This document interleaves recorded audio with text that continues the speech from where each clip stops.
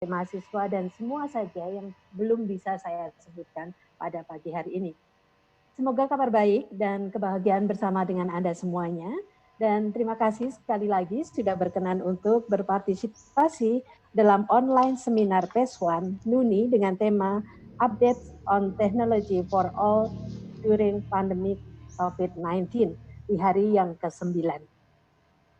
Bapak, Ibu, dan teman-teman mahasiswa, sebelum kita melanjutkan pertemuan pada pagi hari ini, marilah kita hening sejenak, kita mohon berkat dari Allah agar acara pada pagi hari ini dapat berjalan dengan lancar dan nantinya akan membawa manfaat bagi kita semua.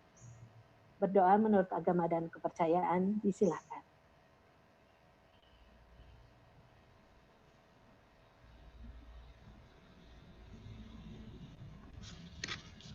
Amin. Terima kasih.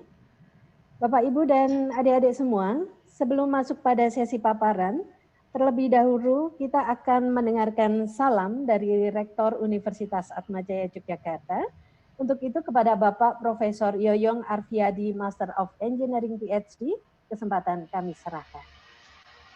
Terima kasih.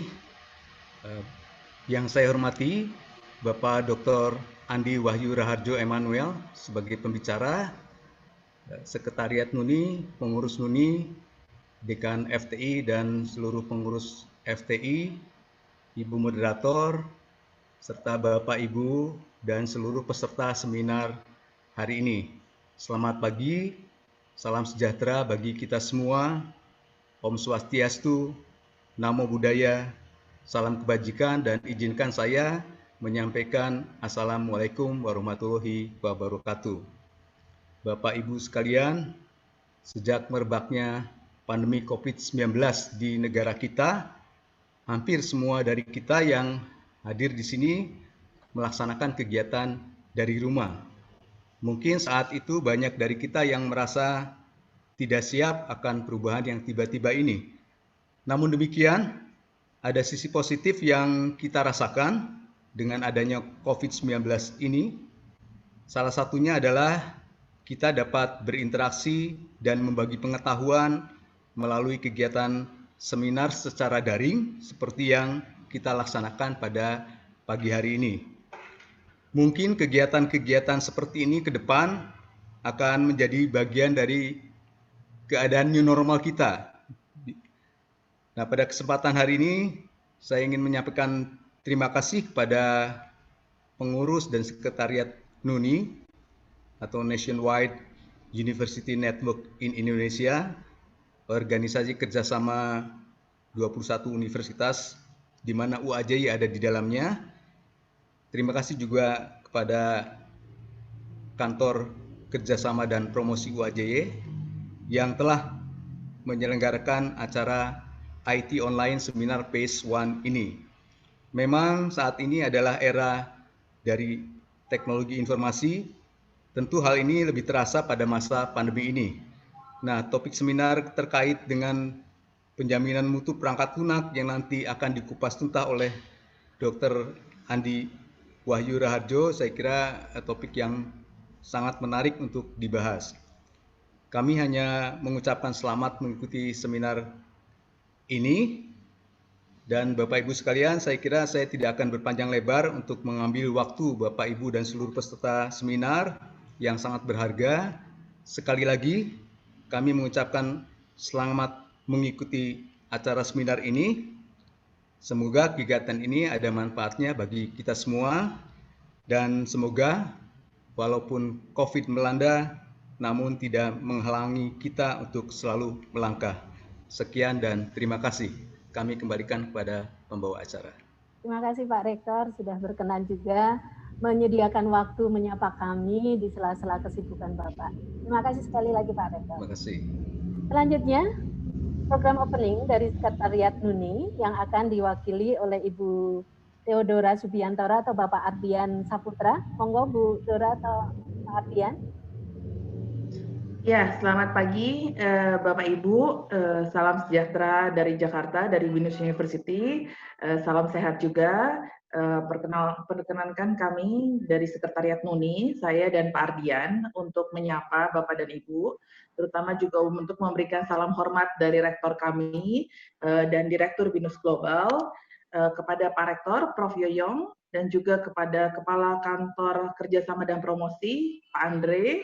Senang bisa bertemu lagi Pak, udah cukup lama ya Pak. Dan kemudian Dekan Fakultas Teknik Informatika FTI ya, Bapak Dr. A. Teguh Siswantoro. Terima kasih atas sambutan positifnya sehingga kegiatan ini bisa berjalan.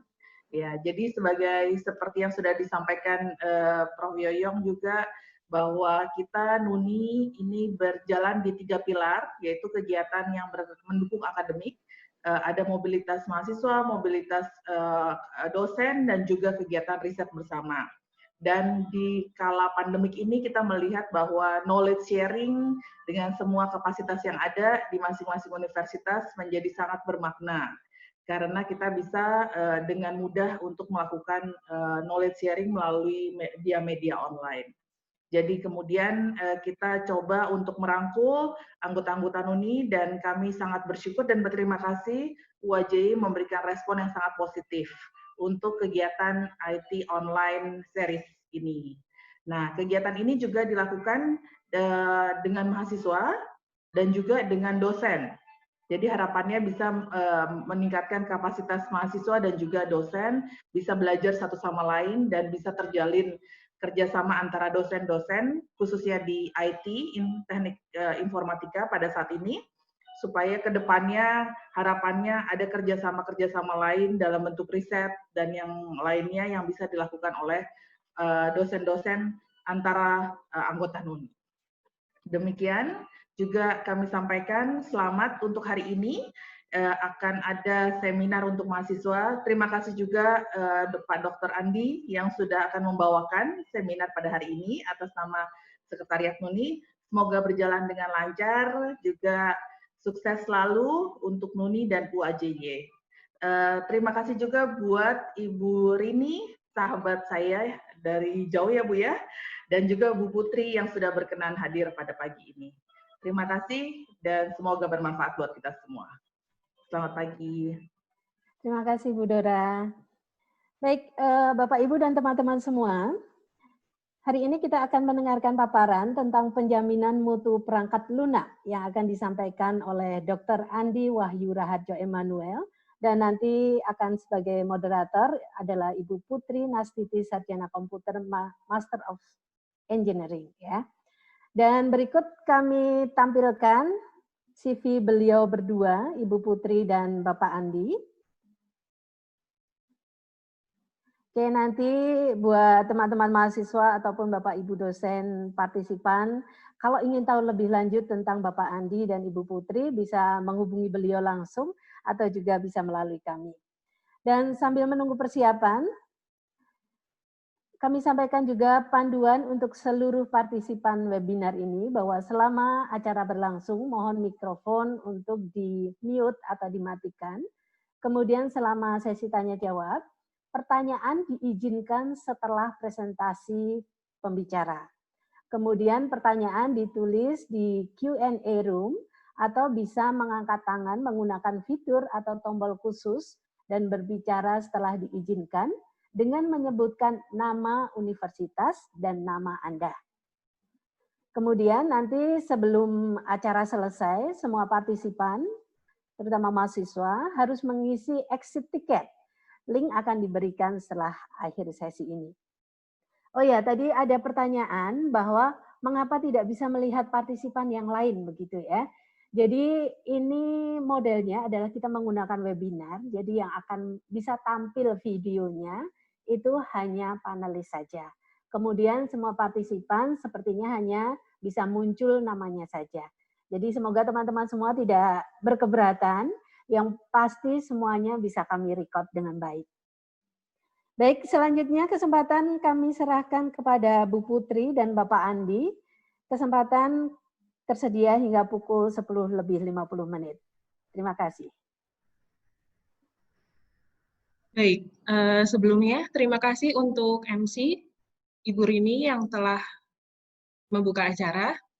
Kemudian kami sampaikan terima kasih juga untuk Bapak Rektor Universitas Atmajaya Yogyakarta, Profesor Yoyong yang sudah berkenan memberikan sambutan, juga untuk Ibu Bapak dari Sekretariat NUNI, serta Kepala Kantor Kerjasama dan Promosi Universitas Atmajaya Yogyakarta. Selamat siang teman-teman partisipan semuanya, terima kasih sudah menyempatkan waktu untuk hadir di dalam acara IT online seminar pada pagi hari ini.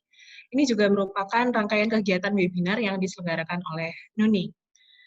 Nah, karena tadi juga sudah disampaikan panduan partisipan, maka mungkin bisa langsung saja kita mulai untuk sesi inti dari IT online seminar dengan topik penjaminan mutu perangkat lunak. Kepada Dr. Andi Wahyu Raharjo, kami persilakan untuk memulai pemaparan materi. Dipersilahkan, Dr. Andi. Terima kasih. Terima kasih pada Prof. Yoyong, Rektor Universitas Atmajaya Jakarta, Pak Andre, Bapak Ibu dari Kantor Kerjasama Promosi dan dari Sekretariat UNI. Mohon izinkan saya memberikan paparan sebagai kontribusi dari Atmajaya dalam acara webinar series ini. Saya akan mulai screen share ya. Saya coba dulu.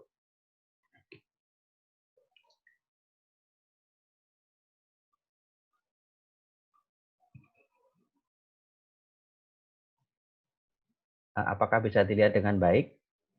Sudah, Pak. Sampun. Full screen ya? Full screen ya? Ya. Oke, terima kasih. Jadi saya mulai ya.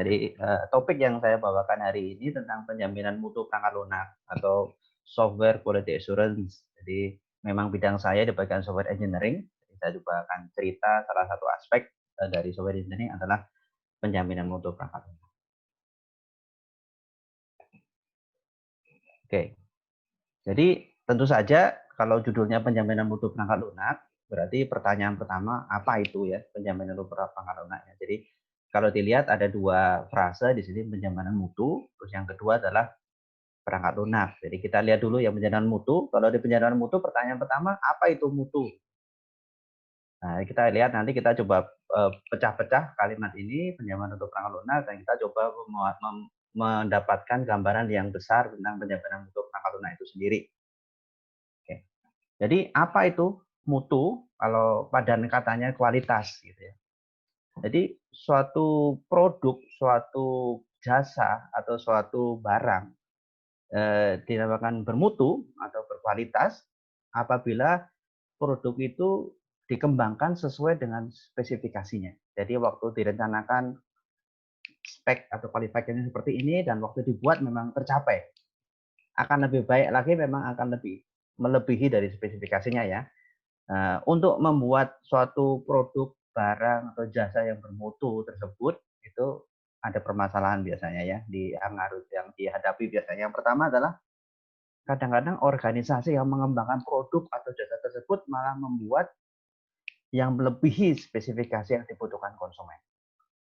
Jadi kenapa ada orang yang kalau dia memakai mobil misalnya tipe Toyota sudah bermutu untuk dia, tapi ada orang lain Ferrari yang bermutu gitu ya. Jadi memang harus ada aspek ini spesifikasi sesuai dengan apa yang diinginkan konsumen. Jadi kalau konsumennya itu memang sesuai spesifikasi yang sesuai dengan kebutuhan dia, berarti bermutu untuk dia gitu ya. Belum tentu bermutu untuk yang lain.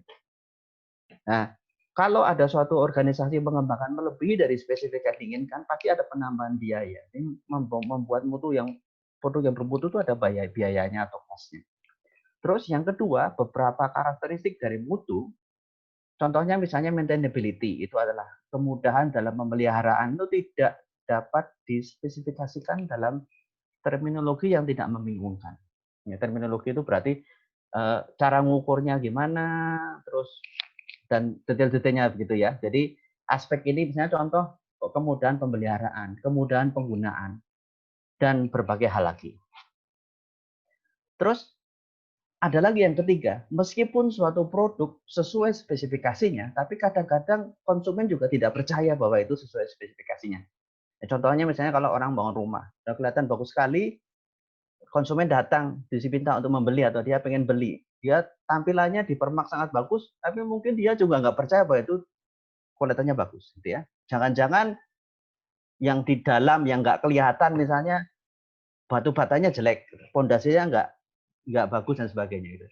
Tapi kalau misalnya konsumen tersebut dilibatkan dari awal, waktu membangun, bawa fondasinya, membangun batanya dan sebagainya, dan dia melihat prosesnya yang bagus dan hasil akhirnya juga bagus, nah dia akan yakin bahwa produk tersebut memang bermutu atau berkualitas.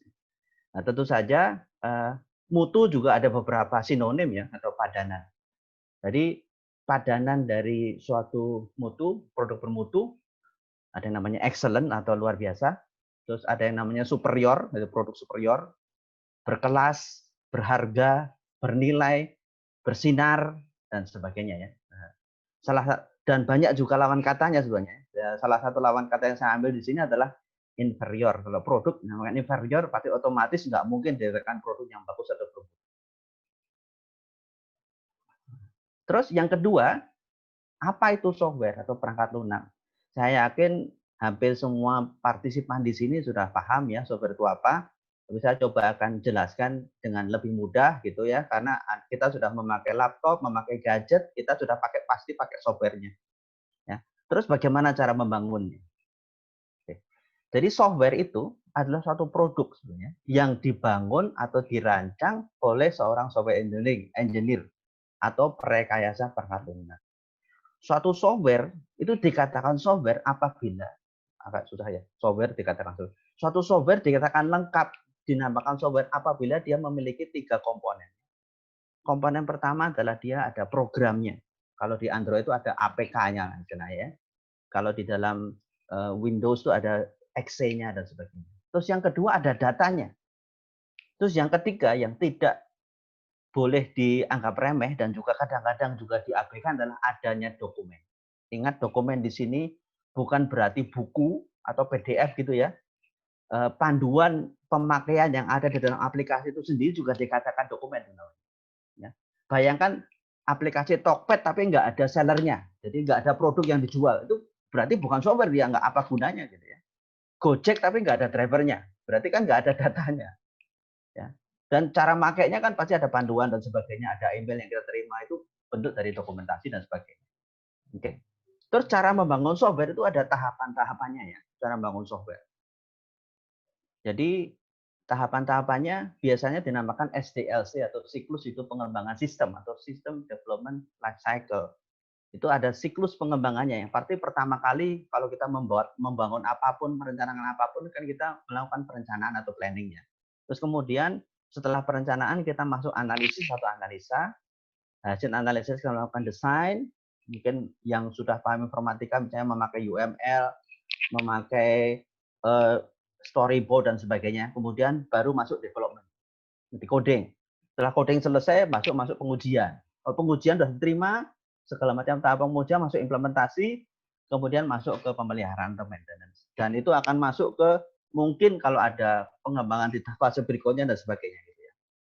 Nah, untuk mengembangkan software itu ada beberapa teknik pengembangannya ya. Yang paling sederhana adalah yang namanya waterfall atau air terjun. Ya. Jadi tahapan yang tadi SDLC itu diletakkan dalam tahapan yang diskrit atau memang fix gitu ya. Jadi satu tahapan baru boleh selesai. Kalau sudah selesai baru boleh masuk ke tahapan berikutnya dan tidak boleh balik gitu ya. Kalau ada kesalahan seperti apa? Misalnya ada kesalahan misalnya ada planning, kalau udah harus selesai benar baru masuk analisis, selesai benar baru masuk desain dan sebagainya gitu ya. Kalau ada kesalahan seperti apa ya harus ditunggu sampai semuanya selesai. Baru boleh balik lagi ke letak kesalahan tersebut yang tentu saja ini akan sangat menyulitkan apabila kesalahannya cukup signifikan. Terus yang kedua, perkembangan berikutnya namanya spiral. Kalau spiral ini sebetulnya mirip seperti waterfall, tetapi dipecah-pecah. Jadi pecah-pecah ada fitur-fitur penting mungkin dikerjakan pada siklus yang pertama. Terus kemudian ada siklus kedua, tambahan fitur lagi, siklus ketiga, tambahan fitur lagi, dan sebagainya seperti itu ya. Jadi setiap satu siklus nanti ada software yang dikeluarkan. Gitu ya. Salah satu aspek penting dari spiral adalah setiap siklus itu ada yang namanya risk analysis. Dan kemudian prototype dan sebagainya. Jadi ada beberapa putaran gitu ya. Satu putaran pasti ada analisis resikonya. Ini juga membutuhkan waktu yang lama. Padahal sekarang tentu saja dengan zaman yang bergerak cepat ini kebutuhan atau requirement itu bergerak cepat sekali juga ya. Jadi tidak bisa Yang teknik-teknik yang konvensional dikatakan spiral dan waterfall ini kurang bisa menanggapi kebutuhan. Jadi dikembangkanlah yang namanya misalnya Rapid Application Development atau RAD. Atau dikatakan Rapid Prototyping atau purwarupa cepat gitu ya. Jadi kita bangun suatu purwarupa untuk menerjemahkan kebutuhan dari konsumen. Dari purwarupa tersebut akan dibuat, setelah cocok baru diimplementasikan dan masuk ke maintenance. Purwarupa ini bukan produknya. Setelah purwarupanya selesai, baru dia masuk ke implementasi. Itu juga ternyata masih ada beberapa kelemahan ya waktu kita menggunakan Rapid Application, karena purwarupanya kadang-kadang mungkin dianggap itu sudah jadi kan gitu. Padahal ini hanya sebagai tampilan luar saja, baru bisa diimplementasikan begitu ya. Nah, ini kemudian berkembanglah dengan tahapan yang teknik yang lebih modern lagi dinamakan extreme programming. Jadi purwarupa itu atau prototipe itulah yang akan dikembangkan menjadi softwarenya. Jadi begitu purwarupa sudah dibuat, sudah jadi dalam siklus tersebut, maka itulah softwarenya sebetulnya. Dan dia kemudian masuk fase maintenance. Nah, salah satu ciri khas yang ada dalam extreme programming itu adalah yang dinamakan pair programming. Jadi satu fungsi atau satu fitur dikembangkan oleh dua orang pasangan programmer yang saling melengkapi dan saling mendukung. Terus ternyata ini juga masih kurang modern lagi. Jadi tuntutannya sudah sangat cepat. Nah, berkembanglah yang lebih maju lagi dinamakan Agile Methodology. Ini Agile Methodology ini berdasarkan suatu dokumen namanya Agile Manifesto. Pada intinya mirip seperti XP atau Extreme Programming, tetapi siklusnya dipercepat lagi. Dan ada beberapa nama-nama khusus ya. Ini contohnya implementasinya dinamakan Scrum. Scrum ini siklusnya hanya kira-kira 30 hari saja, dinamakan satu sprint, atau sprint itu bahasa Indonesia lari cepat ya. Dan setiap hari pun juga ada daily meeting atau pertemuan harian. Setiap dari kebutuhan konsumen itu ditulis dalam suatu user story dan ditulis atau ditumpuk dalam suatu backlog atau tumpukan produk backlog. Nanti untuk satu sprint ini diambil beberapa. Untuk dikerjakan pada sprint tersebut, nanti pada akhir sprint dievaluasi. Ini sudah selesai belum? Atau ini produk backlog masih banyak enggak? Dan sebagainya. Nanti setelah beberapa kali sprint, mungkin bisa 2, 3, 4, dan sebagainya, tergantung kompleksitas yang dikerjakan, nanti barulah software tersebut bisa dinyatakan lengkap. Ini yang teknik yang paling modern yang sekarang dilakukan oleh berbagai macam perusahaan software yang modern dan besar, itu menggunakan sprint. Tentu saja tidak semua software bisa dikerjakan dengan sprint. Kalau softwarenya besar sekali dan sangat kompleks, itu nggak cocok. Biasanya sprint cocok untuk software yang kecil. Dan timnya juga tim yang kecil, tetapi memang kemampuannya harus mempunyai skill yang lebih. Oke, jadi kita sudah dapat overview ya, software itu apa, kemudian bagaimana cara bangunnya dengan berbagai macam teknik dari yang paling konvensional sama yang sampai dengan sekarang dengan menggunakan Scrum. Ya. Nah, tentu saja pada saat pengembangan software tersebut, kita kan nggak bisa ya, misalnya membangun software dengan asal-asalan, terus pada akhirnya diharapkan softwarenya bermutu baik, itu nggak bisa. Jadi kita harus lihat software itu sendiri, kalau dikatakan bermutu, itu salah satu yang menjadi indikatornya adalah cacat atau error atau defect ya, bahasa Inggrisnya defect. Jadi kita lihat keterkaitan antara perangkat lunak, mutu, dan cacat. Sekarang kita lihat suatu software dikatakan bermutu, itu faktor kuncinya apa?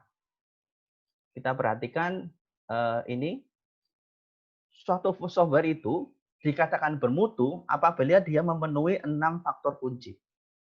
Yang pertama, itu kecacatannya atau defeknya rendah. Atau kalau bisa mendekati 0. Tentu saja ya, tidak mungkin software itu benar-benar bebas dari defek. Tidak mungkin. Yang perusahaan sekelas Google, Microsoft aja, kita sering menerima itu ya, perbaikan dari mereka ya, update dan sebagainya, karena mereka ada error dan kemudian diperbaiki gitu ya. Android, aplikasi di Android pun kita sering mendapatkan update karena dia pasti menemukan error sambil jalan gitu ya. Terus software tersebut harus handal, kehandalan tinggi. Jadi dalam kondisi yang tidak ideal pun tidak bisa diandalkan. Misalnya saya punya aplikasi m-banking, terus aplikasi m-bankingnya kalau koneksi internetnya agak lambat sedikit langsung nggak mau jalan. Itu berarti kan kehandalannya rendah. Terus kalau disurvei, konsumennya juga happy gitu ya. Kepuasan pemakai tinggi. Jadi waktu dipakai konsumen, kemudian ditanya, Anda senang nggak dengan aplikasinya? Mereka rata-rata hampir sebagian besar menyatakan mereka puas. Software tersebut juga harus memiliki struktur yang meminimalisir perbaikan yang buruk. Jadi kalau ada kerusakan atau cacat dan diperbaiki, dan ternyata perbaikannya juga salah juga, kan namanya perbaikan juga kadang-kadang juga salah ya. Jangan sampai kesalahan tersebut merembet kemana-mana. Jadi terlokalisir saja. Jadi supaya di penambalannya lagi, nah kadang-kadang kita kan dengar berita ya Microsoft error waktu di patch malah tambah error lagi gitu. Nah harus ada cara supaya error tersebut gara-gara perbaikan itu juga bisa diperbaiki dengan cepat juga. Terus kemudian consumer support-nya atau dukungan konsumennya juga harus efektif. Terus kemudian kalau ada cacat, apalagi cacat yang sifatnya kritikal, itu bisa dengan cepat diperbaiki. Jadi jangan sampai cacat yang kritikal nunggu berminggu-minggu dan sebagainya.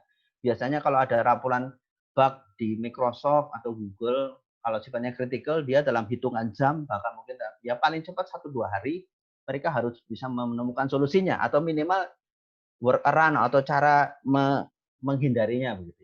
Oke. Ini ya 6 faktor kunci perangkat lunak bermutu.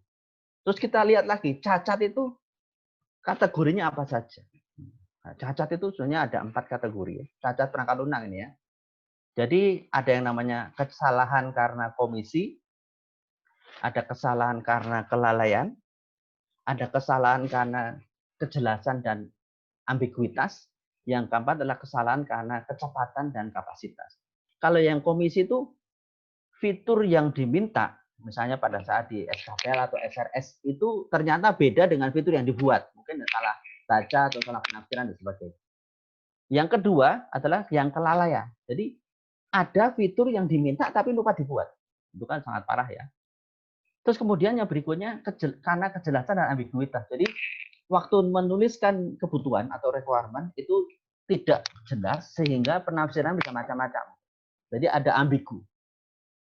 Waktu diuji juga jadi bingung, yang benar yang mana seperti itu ya. Jadi ingat bagi Anda mahasiswa yang lagi belajar, membuat SKPL dan sebagainya, menuliskan requirement itu memang ada jam terbangnya ya, supaya waktu dituliskan tuh sudah jelas persis begitu, tidak ada penafsiran lain.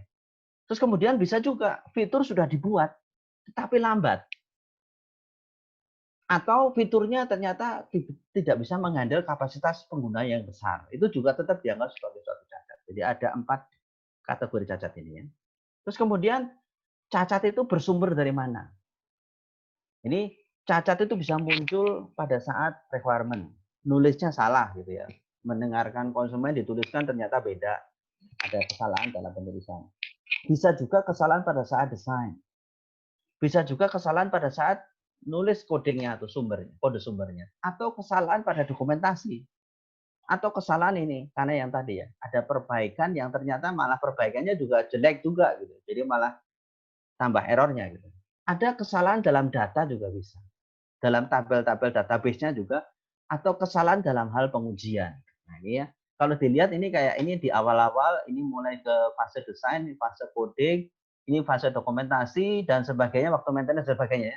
Jadi ini hampir dalam semua fase pengembangannya, itu kemungkinan terjadi kesalahan. Jadi memang harus proses pengembangannya harus dipantau terus, diamati terus, dibantu terus, supaya apa? Nanti kalau prosesnya benar, hasil akhir dari produknya akan benar juga. Jadi tentu saja ya, dari artinya kalau kita mau membuat software yang baik, itu prosesnya harus benar juga. Maka dibutuhkan yang dinamakan manajemen mutu. Jadi kalau kita ingin membuat perangkat lunak yang bermutu, berarti manajemen mutu dari pengembangan perangkat lunak juga harus baik juga. Ya, jadi manajemen mutu yang menjadi kuncinya ya. Bagaimana pengelolaan mutunya juga berjalan dengan baik. Nah, pertanyaannya apa itu ya manajemen mutu itu apa sih? Ya, manajemen mutu itu suatu cara untuk memastikan bahwa tingkatan yang dibutuhkan dari kualitas produk dapat dicapai. suatu kepastian, ya, memberikan kepastian, ya, jadi penjaminan kan berarti. Memastikan bahwa pada tahapan ini kualitas atau tingkatan mutunya sudah tercapai. Gitu ya. Bagaimana caranya? Tentu saja caranya yang pertama kali kita harus mendefinisikan prosedur dan standar yang mau diikuti. Jadi prosedur-prosedur seperti apa dijelaskan dulu, didetailkan dulu, kemudian standar-standar apa yang mau diadopsi, didetailkan dulu, dicatat dulu ya. Kemudian bagaimana prosedur dan standar tersebut diaplikasikan. Jadi kan sudah ada prosedur dan standar, bagaimana aplikasinya? Pada saat diaplikasikan, apakah waktu dikembangkan sesungguhnya itu ditaati atau tidak prosedur dan standar tersebut. Nah, salah satu cara untuk melihatnya adalah dengan melakukan berbagai macam koleksi dari berbagai data mutu dan kemudian dari koleksi data tersebut dianalisa sehingga kita tahu seberapa jauh tingkat pencapaiannya. Nah, ini juga ada permasalahan ya, ada beberapa aspek yang tidak terlihat atau intangible dari kualitas perangkat lunak yang sulit untuk distandarisasi. Contohnya misalnya suatu produk dikatakan anggun atau elegance. Itu gimana cara ngukurnya ya. Terus kemudian kemudahan dibaca atau readability, kemudahan dipakai atau usability dan sebagainya. Itu juga sulit untuk dilakukan standarisasi. Nah, elemen-elemen dari manajemen mutu, yang pertama adalah penjaminan mutu perangkat lunak atau PMPL kalau saya Indonesiakan atau Software Quality Assurance. Jadi membangun network dari berbagai prosedur dan standar yang tujuannya apa? Untuk mencapai perangkat lunak bermutu tinggi, berkualitas tinggi. Terus kemudian buatlah perencanaan, rencana mutu perangkat lunak atau RMPL atau Software Quality Plan.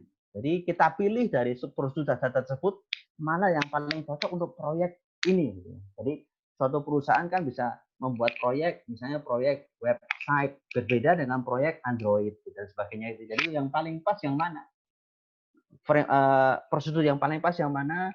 Standar yang paling pas yang mana untuk spesifik proyek tersebut. Terus kemudian waktu penerapannya harus dikontrol. Kontrol mutu atau software quality control. Kemudian juga ada ini software quality matrix atau metrik mutu perangkat lunak. Jadi bagaimana kita mengumpulkan beberapa metrik untuk menganalisa lebih lanjut ya progres dan juga update perkembangannya. Nah, pertama kali karena tadi berhubungan dengan penjaminan mutu, berhubungan dengan prosedur standar, kita lihat dulu standarnya seperti apa ya, standar pengembangan perangkat lunak. Nah, standar itu sebenarnya macam-macam. Kenapa standar penting? Karena standar adalah suatu enkapsulasi atau suatu pembungkusan atau suatu pemaketan dari suatu praktik terbaik atau best practice. Jadi standar itu biasanya dibuat karena ada praktik terbaik yang ditemukan, kemudian kayaknya ada keseragaman dan kemudian distandarisasi. Atau paling tidak adalah suatu praktik yang paling sesuai, paling pas untuk kondisi tersebut.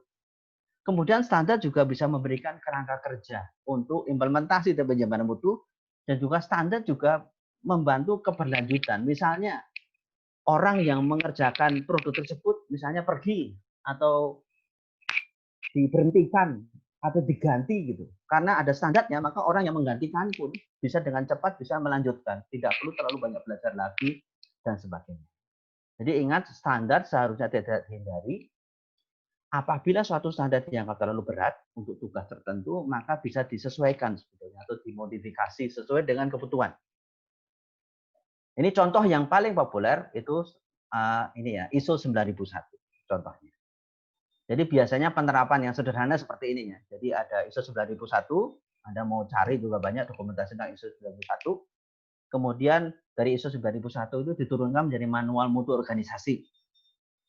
Nah, dari manual mutu organisasi itu mempunyai beberapa proyek, akan diturunkan menjadi rencana mutu untuk proyek 1, 2, 3, dan seterusnya yang ada di dalam organisasi tersebut. Terus kemudian juga manual mutu akan menghasilkan berbagai macam dokumen untuk proses mutu organisasi sehingga dapat diwujudkan menjadi manajemen mutu. Jadi ini rencana mutunya itu memberikan dukungan pada manajemen mutu proyek secara keseluruhan. Tapi harus diingat ya bahwa ISO 9001 itu bukan satu-satunya sumber standar penjaminan mutu. Ada dokumen-dokumen yang lain juga. Dan standar itu juga ada dua ya. Dinamakan standar proses dan yang kedua adalah standar produk. Nah, masing-masing itu dikembangkan sendiri-sendiri. Yang dinamakan standar produk biasanya juga tidak dikembangkan oleh bagian tim penjaminan mutunya. Yang biasanya tim penjaminan mutu lebih berperan di dalam standar proses. Kita lihat yang standar proses itu seperti apa.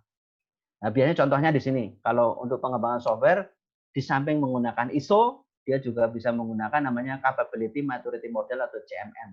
Ini ada dua versi, ada CMM atau CMMI. Ini Capability Maturity Model Integration. Jadi ISO-nya menghasilkan manual mutu, kemudian menjadi prosedur mutu. Ini juga mendukung CMM-nya juga menjadi standar proses organisasi pengembangan perangkat lunak yang merupakan bagian dari sistem pengembangan perangkat lunak terintegrasi, kemudian diturunkan menjadi standar proses, misalnya rencana desain, rencana antarmuka, lembar metode, dan sebagainya. Ini juga didukung oleh rencana manajemen konfigurasi proyek.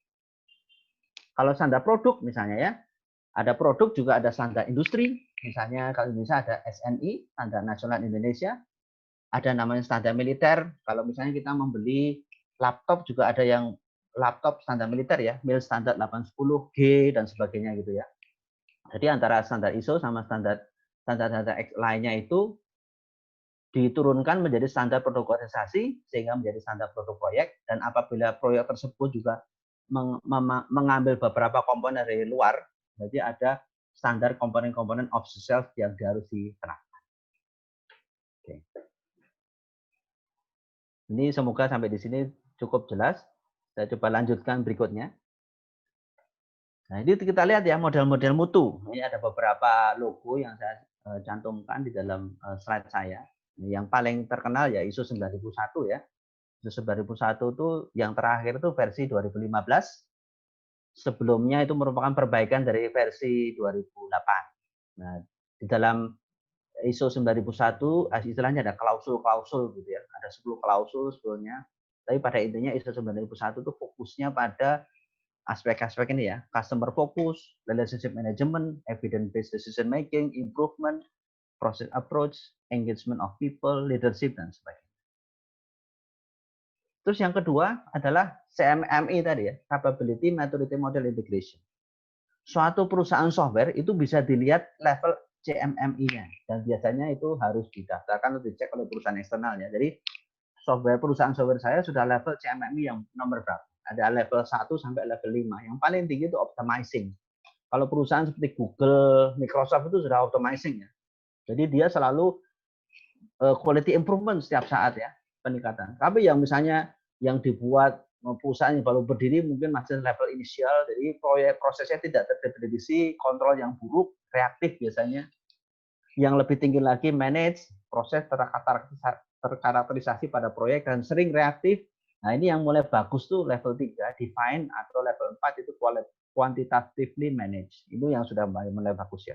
Banyak perusahaan yang besar apabila dia outsourcing dari software dari perusahaan lain, dia akan mensyaratkan perusahaan yang menyediakan outsourcing tersebut pada level CMMI nomor level berapa, minimal. Karena dia kalau sudah level yang lebih tinggi ini, tingkat keberhasilannya otomatis akan jauh lebih tinggi. Terus ada yang namanya lagi Six Sigma. Nah, Six Sigma itu adalah suatu tahapan untuk peningkatan berkelanjutan yang dipopulerkan Motorola. Jadi dulu Motorola perusahaan yang sangat besar untuk membuat handphone juga sebelum adanya Android, Samsung, dan sebagainya. Itu tujuannya adalah mengurangi tingkat kesalahan produk dalam satuan, misalnya saya ingin supaya produk saya error, ada kesalahan hanya 2-3 saja per 1 juta produk.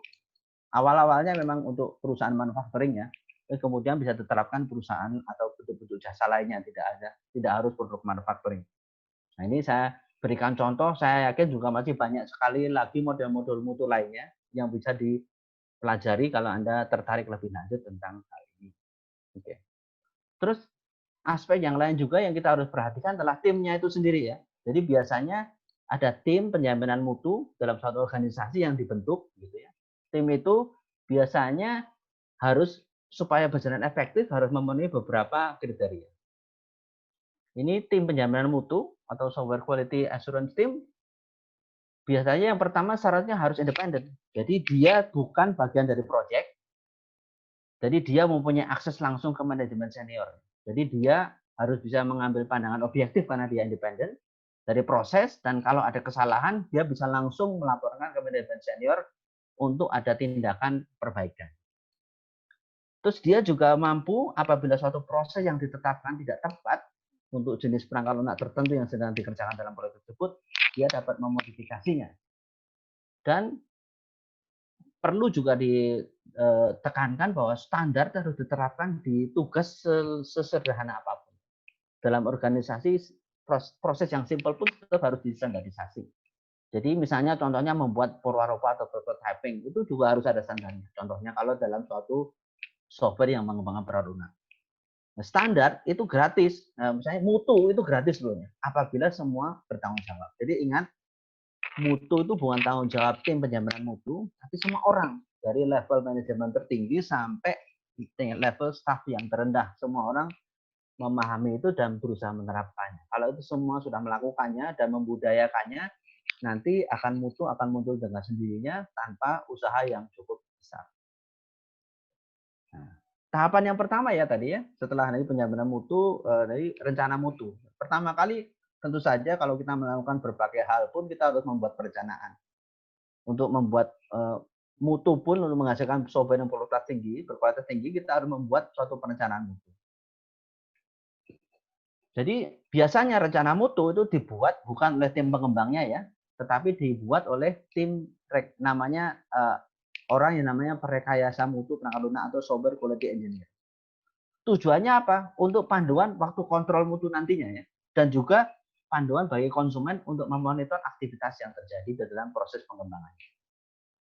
Jadi segala macam yang merupakan faktor-faktor mutu itu seharusnya tidak dikorbankan dalam mencapai efisiensi. Mungkin dulu sebelum pandemi ada cerita yang Boeing 737 MAX 8 itu ya, dia cepat-cepat bikinnya karena kalah kompetisi dengan Airbus, dan ternyata banyak aspek mutu yang di shortcut gitu waktu pengembangannya supaya cepat bisa rilis produknya. Tapi ternyata malah jadi gagal total.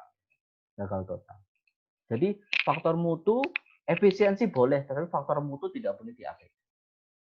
Biasanya aktivitasnya rencana mutu itu memodifikasi, jadi memilih standar-standar organisasi yang sesuai untuk produk tertentu, kemudian standarisasi, menggunakan atau memanggil standar proses atau produk organisasi yang telah disetujui, dan juga kalau ada standar baru juga harus diinisialisasi, kemudian ditetapkan, kemudian juga menerapkan berbagai macam elemen dalam model mutunya, misalnya di ISO 9001 dan seterusnya. Nah, untuk kontrol mutunya, tadi kan sudah perencanaan, waktu softwarenya dibuat dalam proyek harus dikontrol. Apakah prosedur dan standarnya ditaati atau tidak. Biasanya melibatkan pemantauan proses pengembangan perangkat lunak untuk memastikan bahwa berbagai prosedur dan standar telah ditaati.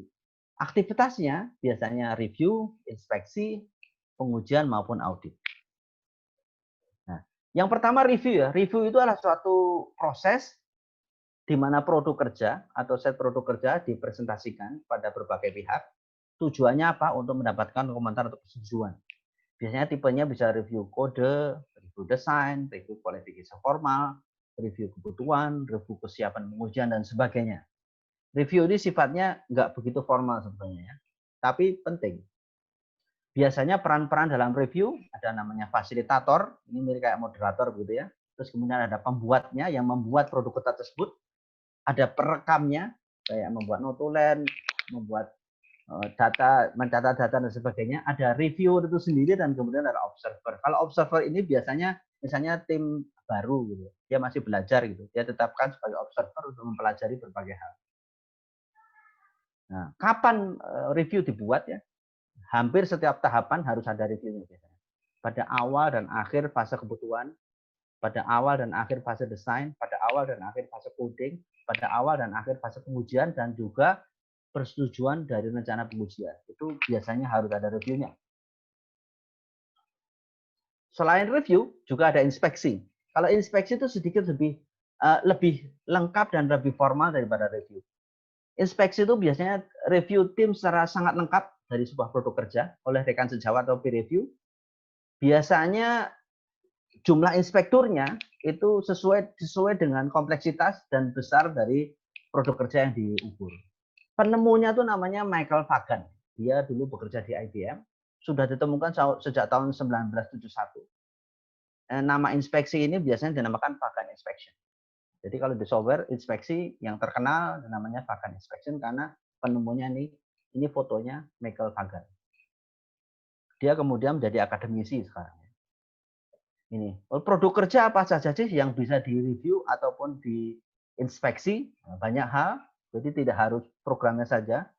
Bisa spesifikasi kebutuhan misalnya SRS-nya atau SKPL-nya, bisa spesifikasi desainnya, bisa source code itu sendiri, bisa dokumentasi, bisa berbagai macam rencana-rencana atau plan-plan, bisa case study-nya atau test study-nya, test case-nya, dan juga dokumen-dokumen lainnya apabila memang diperlukan untuk direview maupun diinspeksi. Biasanya tahapannya diinspeksi agak sedikit panjang. Jadi biasanya kalau inspekturnya nggak begitu paham tuh ada overview. Jadi direncanakan dulu, di overview. Kalau nggak perlu juga nggak apa-apa. Kalau inspekturnya cukup paham produk kerjanya. Kemudian ada persiapan. Ini yang paling penting, inspection meeting. Kalau inspection meeting nanti ditetapkan ya, apakah perlu ada defect analysis. Kalau ya, nanti ada pertemuan analisis. Kalau tidak ya langsung aja. Nanti defect-defect itu tujuan dari review dan inspeksi itu mencari defect atau cacat itu ya. Jadi nanti ada rework. Jadi cacat yang ditemukan harus dikerjakan ulang oleh pembuatnya. Kemudian di follow up, apakah reworknya benar atau tidak. Kemudian baru kalau memang diperlukan nanti ada namanya prevention meeting atau pertemuan untuk pencegahan. Biasanya peran-peran yang dalam inspeksi ada moderator. Kalau di review namanya fasilitator ya. Terus ada pembuat, kemudian ada pembaca, jadi ada readernya khusus. Kemudian ada perekam dan juga ada inspektur. Inspektur ini moderator sebetulnya juga inspektur. Pembaca juga inspektur. Kalau perekam itu tidak. Inspektur bisa banyak. Ada inspektur yang diminta untuk memperhatikan aspek tertentu dan sebagainya. Nah, pertanyaannya kenapa harus repot-repot melakukan review atau inspeksi? Kenapa nggak nanti aja waktu pengujian gitu ya? Jadi ini saya coba jelaskan di sini bahwa review dan inspeksi itu bermanfaat karena ada hubungan antara cacat dan biaya. Semakin cepat kita menemukan cacat dan cepat diperbaiki, biayanya jauh lebih murah daripada cacatnya dibeli masih ada sampai di bagian akhir baru diperbaiki. Ini contohnya ya. Kalau misalnya sebelum pengujian itu kalau ada cacat ditemukan biayanya misalnya 100 gitu, suatu angka yang unit yang dibuat standar saja ya. Kalau saat pengujian, jadi sudah dibuat misalnya fase desain atau fase kebutuhan dan ditemukan waktu pengujian, itu sudah naik 10 kali lipat biayanya. Apalagi kalau ditemukan pada saat sudah dipakai oleh pengguna, bisa naik 10 kali lipat lagi, 100 kali lipat biayanya. Ya, akan jauh lebih mahal. Mungkin misalnya waktu membuat SKPL, kan paling-paling dibuang kertasnya cetak ulang. Itu kan murah sekali ya. Tapi bayangkan sudah di coding dan sebagainya baru ketahuan di pengujian. Ya kalau yang ngoding masih ada, kalau yang ngoding pindah gimana? Lebih sulit lagi. Apalagi dipegang pengguna yang program dulu sudah mengerjakan proyek lain, dah pikirannya di bagian yang lain. Kan sulit lagi dia kembali ke dulu. Saya dulu ngapain ya? Kok bisa salah? Akan lebih sulit lagi. Terus aspek yang kedua itu menghindari namanya zona kekacauan. Zona kekacauan ya. Chaos zone. Jadi bayangkan kalau tidak ada inspeksi atau review, terus semua bug-nya ditemukan pada saat testing maupun maintenance. Nah, ini akan terjadi kekacauan besar ya. Karena apa? Nanti muncul semua di sini. Nah, nanti tim organisasinya akan sangat bingung ya. Karena tiba-tiba muncul semua di sini, nanti perbaikannya akan membutuhkan effort dan biaya dan waktu yang sangat tiba-tiba dan sangat kacau. Ini chaos zone. Bayangkan kalau kita melakukan inspeksi atau review, jadi requirement-nya kalau ada cacat ditemukan pada saat itu juga, orangnya juga masih mikir di situ, programmernya, nggak akan kemana-mana dia gitu ya, dan sebagainya gitu ya. Jadi nanti pada saat testing atau maintenance itu sebagian besar cacat itu sudah ditanggulangi. Tinggal testing cacat-cacat yang muncul di akhir-akhir. Nah, itu kan otomatis tidak ada chaos zone. Jadi proyeknya akan berjalan dengan mulus, tidak ada masalah yang berarti. Gitu. Semoga. Gitu. Oke, itu tadi ya review, kemudian inspeksi. Tentu saja ada pengujian. Nah, pengujian itu ada 3 kategori ya, namanya dry run, berarti pengujian yang dilakukan sendiri oleh pengembang. Biasanya berbagai macam teknik ya. ada black box, white box, dan macam-macam banyak lagi kalau Anda bisa belajar bagian pengujian. Ada namanya SQA dry run, jadi diuji bersama dengan tim penjaminan mutu untuk memastikan bahwa semua bekerja dengan baik sesuai dengan rencananya. Terus ada yang namanya TFR, itu adalah diuji bersama dengan tim penjaminan mutu dan juga konsumen untuk uji penerimaan. Ya, ada functional acceptance test maupun system acceptance test, software acceptance test. Biasanya ini dilaksanakan sebelum diserahkan kepada konsumen. Nah, ini yang paling sulit ini ya. Jadi seharusnya waktu pengujian ditemukan semua di sini kalau ada kesalahan, apalagi di sini sudah semakin baik. Pada saat acceptance test ini seharusnya sudah nggak ada lagi sehingga konsumennya dengan happy bisa menerima dan segera bisa memakai. Terus yang berikutnya, yang keempat, tadi ada review, inspeksi, pengujian, yang keempat audit. Nah, audit juga ada dua ya. Audit itu biasanya dilakukan oleh tim penjaminan mutu. Audit yang pertama audit internal, terus kemudian juga yang kedua audit eksternal. Nah, audit eksternal itu biasanya memakai organisasi lain yang memang sudah tersertifikasi, ISO misalnya. Dia akan mengecek, dan kemudian kalau mereka puas, tidak ada kesalahan dan sebagainya, mereka akan melabeli kita, oh organisasi ini sudah tersertifikasi ISO 9001 2015. Contohnya Universitas Atmajaya juga sudah tersertifikasi atau terakreditasi, istilahnya apa ya? Terlisensi ISO 9001 2015 dan sebagainya gitu ya. Contoh yang lain misalnya akreditasi prodi maupun akreditasi universitas dan sebagainya, itu ada lembaga lain yang datang dan memeriksa, dan kalau memang sesuai dengan ketentuannya maka dia akan memberikan predikat kepada organisasi tersebut. Oke. Jadi tadi ada 4 aspek sampai dengan audit. Nah, ini salah satu tambahan lagi namanya manajemen konfigurasi. Kalau pada manajemen konfigurasi itu sebetulnya tujuannya adalah aktivitas untuk memastikan bahwa produk-produk perangkat lunak yang telah teridentifikasi seperlunya dan terlacak transisinya. Nah, biasanya yang melakukan manajemen konfigurasi bukan tim penjaminan mutu, tapi kita harus tahu bahwa ada organisasi yang memantau itu ya, memantau konfigurasi. Biasanya aktivitas konfigurasi itu kita mengidentifikasi baseline, ya, ada baseline-nya, ada basisnya. Kemudian ini identifikasi kondisi awal dari produk, kemudian ada perubahan-perubahannya seperti apa, harus diidentifikasi dan harus dikontrol perubahannya ya. Jangan sampai tidak terkontrol, kemudian juga dicatat statusnya. Jadi misalnya ada suatu perusahaan software punya 3 konsumen, A, B, dan C. Konsumen A versi 1.2, B 1.4, C 1.6. Terus kemudian ternyata ada bug di konsumen B. Kalau tidak dicatat dengan baik, nanti bingung. Oh, di konsumen B itu softwarenya versi berapa ya? Masa tanya, kan malu juga ya, tanya, mau tahu yang saya pasang di tempat Anda versi berapa sih? Itu kan malah nggak bisa ya. Jadi memang harus dicatat dengan baik. Terus kemudian juga ada preservasi. Setiap produk-produk dan baseline-baseline yang ada harus disimpan dengan baik untuk pengarsipan maupun juga untuk pencatatan. Terus yang berikutnya, yang tahapan penting juga adalah matriks. Jadi kita kan sudah dikontrol. Jadi ada standar ditetapkan, standar diimplementasikan, dikontrol, nah, harus diukur sekarang untuk menguji atau mengetahui sudah seberapa jauh seberapa jauh progres dari penjaminan mutu tersebut ya. Jadi metrik itu apa? Pengukuran perangkat lunak ya, proses untuk mendapatkan nilai numerik dari beberapa atribut dari produk perangkat lunak dan prosesnya.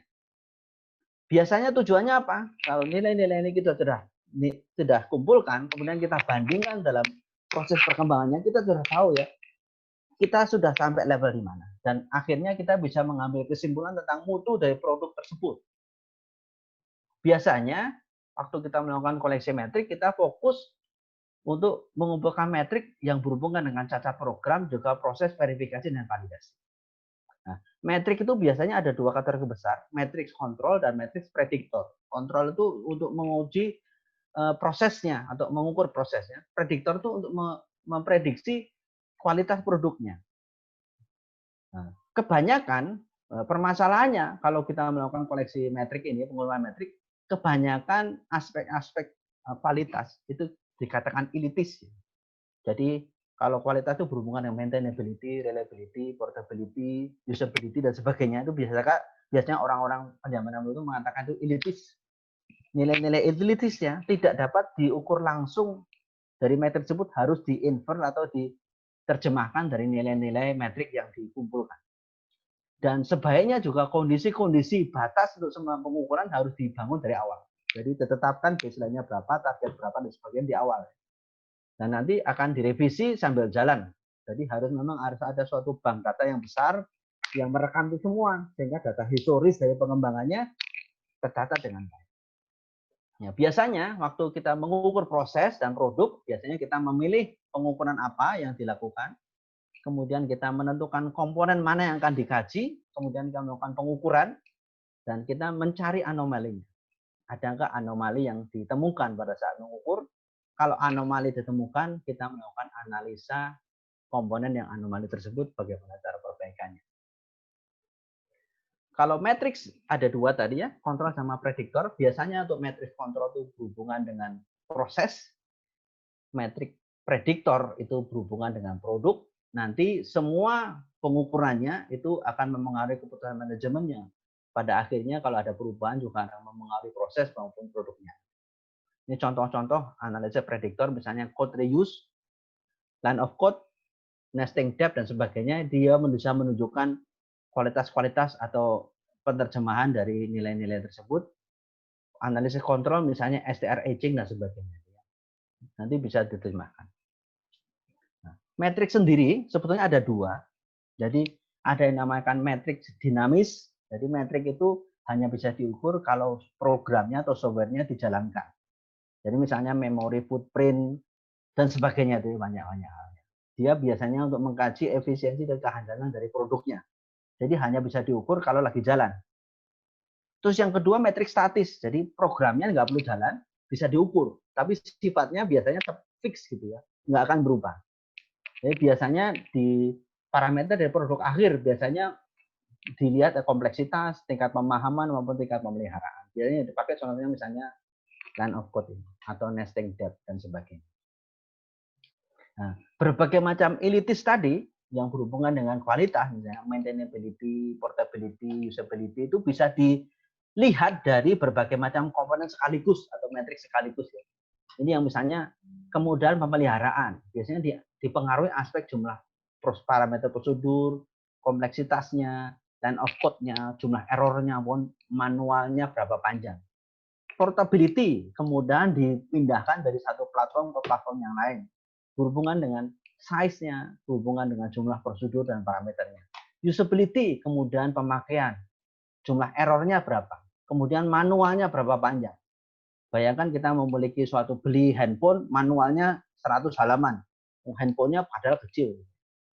Kalau handphone kan, makanya kalau kita beli handphone atau alat elektronik, manualnya dibuat seringkas mungkin. Karena untuk menunjukkan bahwa itu mudah dipakai.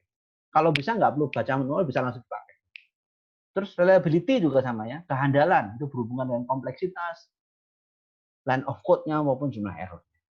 Metrik spesifik yang relevan itu tergantung pada proyek, tujuan dari penjaminan mutunya, dan tipe dari perangkat lunak yang akan dikembangkan. Ini contoh-contoh metrik dan masih banyak lagi metrik yang bisa dipakai ya. Jadi tidak semua penting untuk proyek yang akan dipakai. Ada fan in, fan out, line of code, cyclomatic complexity, length of identifier, method fan in, fan out, depth of inheritance, POC index, depth of conditional nesting, weighted method per class, number of operating operator, dan masih banyak lagi.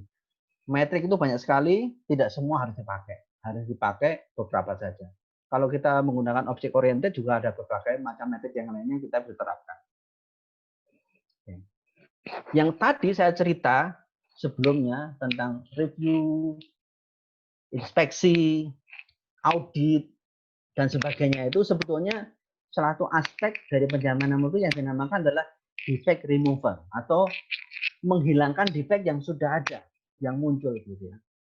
Ada lagi sebetulnya aspek yang penting juga harus diperhatikan yang dinamakan defect avoidance atau penghindaran.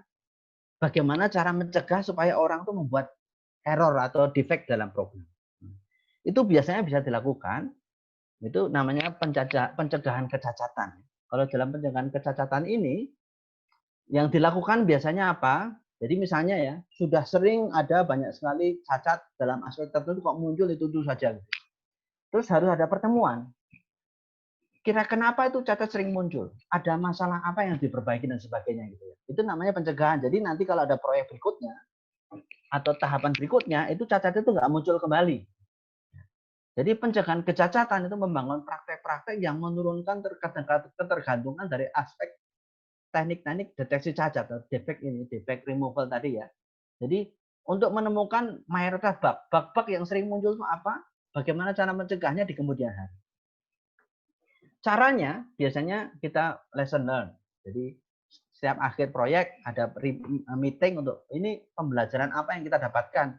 Apa yang masih sudah bagus, apa yang kurang. Yang kurang itu bagaimana perbaikannya sehingga ada proyek lain yang kurang itu bisa ditutupi. Terus metrik ini juga penting ya. Pengukuran dilakukan terus ya. Jadi supaya untuk mengukur progresnya dari per proyek ke proyek berikutnya harusnya ada peningkatan. Metrik juga harus distandarisasi ya supaya efektif. Jangan sampai setiap berubah proyeknya metriknya berganti lagi nanti nggak bisa dikomparasi. Apakah ada peningkatan secara berkelanjutan atau tidak. Terus risk analysis juga penting juga. Jadi kita harus menganalisa risiko. Risk management, risk analysis kadang-kadang diabaikan, tapi ini suatu hal yang sangat penting. Biasanya risk analysis berhubungan dengan perbankan dan sebagainya, tapi sebetulnya dalam pengembangan peran lunak juga bisa diterapkan ya. Kemudian ada misalnya praktek build freeze. Jadi misalnya kalau software ini lagi diperiksa, jangan dioprek dulu. Di-freeze dulu. Jadi pengembangnya nggak boleh ngoprek dulu. Nunggu sampai prosesnya selesai. Gitu. Baru nanti boleh dioprek lagi berdasarkan masukan dari pengujian. Kemudian juga ada panduan pengujian tingkat unit. Jadi ada semacam guideline yang standar. Gitu. Supaya nanti orang sebelum mengembangkan sudah baca dulu panduannya. Sehingga dia bisa waktu membangunnya sudah terpikirkan panduannya. Sehingga waktu membangunnya sudah benar. Kemudian juga kriteria dari peneramaan baseline atau basisnya dari produk tersebut. Itu berbagai macam cara untuk mencegah kecacatan dari perangkat lunak. Terus aspek yang tidak boleh dilupakan lagi, aspek terakhir di sini adalah aspek dokumentasi. Jadi dokumentasi bagi seorang programmer sangat menyiksa, saya juga tahu. Saya juga mengalami ya, dokumentasi sangat menyiksa, tapi harus dilakukan. Kita misalnya bikin aplikasi juga harus bikin skripsinya kan. Tapi ya itu, kita tidak bisa menghindari itu ya. Apalagi kita sudah bekerja dalam perusahaan software.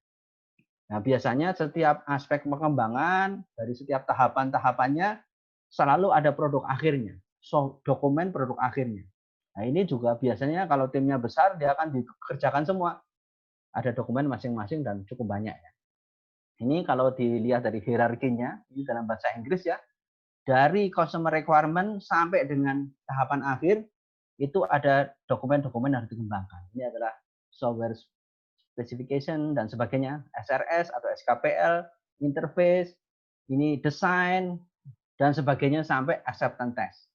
Sama report-reportnya sampai user manual. Jadi semua tahapan dari awal sampai akhir ada dokumentasi yang harus dihasilkan sepanjang perjalanan dari pengembangan proyeknya. Tapi ingat ya, dokumen bukan satu-satunya cara untuk merepresentasikan produk perangkat lunak. Tapi yang penting adalah softwarenya itu sendiri harus bekerja dengan baik. Jadi kalau kita bikin software yang baik, tapi dokumennya nggak baik, itu dia nggak baik. Kalau kita bikin softwarenya baik, tapi dokumentasinya jelek, sama saja. Apalagi kita bikin dokumentasi yang baik, tapi softwarenya nggak jalan, lebih parah lagi. Jadi dokumen adalah cara yang paling baik untuk memastikan bahwa ada tingkat pemahaman dari produk perangkat lunak bagi semua pihak. Oke, ini mungkin saya agak ngebut. Semoga bisa dipahami. Nanti kalau ada materinya bisa dimintakan ke kami kalau memang membutuhkan. Ini terima kasih sekali atas perhatian dari Bapak Ibu dan rekan-rekan mahasiswa semuanya. Terima kasih, matur nuwun, thank you. Ini kontak saya, Anda bisa menghubungi saya di email ini atau di nomor handphone. Terima kasih atas perhatiannya. Saya kembalikan lagi ke Bu Putri sebagai moderator. Silakan. Baik, terima kasih Pak Andi untuk pemaparan materi yang menarik ini. Ya, software quality assurance ini memang menjadi hal yang sangat penting ya Pak ya dalam siklus pengembangan software. Jadi intinya mungkin adalah untuk memastikan bahwa software apapun yang dibuat itu harus dapat memenuhi standar kualitas sebuah software. Jadi kalau saya boleh katakan juga, software quality assurance ini tentu berkaitan juga dengan nanti goals-nya adalah tingkat kepuasan user, gitu nggih Pak ya? Ya, ya. Baik, sebelum nanti akan saya bacakan summary dan atau rangkuman dari IT online seminar dengan topik penjaminan mutu perangkat lunak ini, sebelumnya kita masuk ke sesi Q&A. Ada beberapa pertanyaan tadi sudah dituliskan oleh teman-teman partisipan. Ya, silakan. Di sini baru ada 2 penanya, Pak. Boleh ya, nanti bisa bertambah lagi, silakan. Ya, dipersilakan teman-teman ya kalau mau bertanya silakan diketikkan saja di dalam forum Q&A-nya. Ini saya ke pertanyaan pertama dulu ya, Pak. Ya. Dari Pasca Sarjana UNY ada Pak Sujasan. Istilah penjaminan mutu perangkat lunak apakah juga mendasarkan diri pada pengembangan mutu dalam TQM, ya, Total Quality Management yang populer beberapa waktu ini? Atau hanya istilahnya saja, Pak, yang sama? Dan kemudian apakah apa yang paling menentukan dalam penjaminan mutu perangkat lunak? Apakah softwarenya ataukah sumber daya manusianya, gitu ya, teknisinya? Kemudian menurut Pak Andi, mutu perangkat lunak di Indonesia itu sudah berada di level berapa, Pak? Terima kasih. Oke. Satu-satu ya, satu persatu ya. Ji, Pak, terima monggo. kasih Pak Sujasan dari Pasca Sarjana UNY. Salam kenal Pak. Jadi kalau TQM itu mungkin masuk dalam kategori model mutu yang saya jelaskan sebelumnya tadi ya. Ada model mutu tadi ada yang ISO 9001, kemudian CMMI. Kalau CMMI itu spesifik software. Khusus software. Kalau TQM itu lebih berlaku untuk banyak hal. TQM itu juga mirip seperti Six Sigma. TQM itu adalah bagaimana cara untuk peningkatan berkelanjutan. Dengan tujuan akhirnya sama, untuk customer satisfaction. Kalau penjaminan mutu adalah yang melingkupi blanket atau payung dari kesemuanya ya. Jadi nanti kalau di suatu perusahaan itu pasti ada QA-nya. Pasti ada QA-nya. Tapi QA-nya ya sebetulnya QA-nya sama ya, hampir semua perusahaan nggak harus software ada QA-nya. Tapi kalau QA untuk perusahaan software ya memang dia berpikiran dalam konteks spesifik pengembangan software. Nanti kalau di manufacturing juga ada QA khusus spesifik manufacturing tersebut begitu. Jadi TQM itu salah satu model mutu sebetulnya. Mirip seperti yang model mutu lainnya yang saya jelaskan sebelumnya. Terus kemudian kalau yang pertanyaan kedua dari materi ini, apa yang paling menentukan dari penjaminan mutu perangkat lunak? Tadi saya jelaskan tadi Pak ya. Jadi ada 2 standar Pak ya. Ada standar proses, ada standar produk. Nah, tim penjaminan mutu biasanya lebih concern ke standar proses. Dengan asumsi kalau prosesnya benar, itu hasil akhirnya biasanya benar. Nggak mungkin prosesnya benar, hasil akhir salah. Kalau prosesnya salah, hasil akhir kadang benar, kadang salah. Tergantung kemampuan dari programmernya. Ada programmer yang sangat pintar, dia bikinnya sambil tidur, ternyata hasilnya bagus. Itu sangat insidental. Tapi kalau kita prosesnya benar, itu hasil akhirnya kemungkinan besar benar. Jadi kenapa perusahaan itu yang tersertifikasi ISO 9001 itu bukan produknya, tetapi perusahaannya. Ya, perusahaannya tersertifikasi ISO 9001. Jadi kalau kita tahu bahwa perusahaan itu tersertifikasi ISO 9001, kita yakin bahwa hasil akhir produknya, apapun produknya, itu juga akan berkualitas tinggi. Oke. Terus yang berikutnya, tentu saja ya Pak, kalau software itu yang paling penting softwarenya, bukan dokumentasinya. Ya.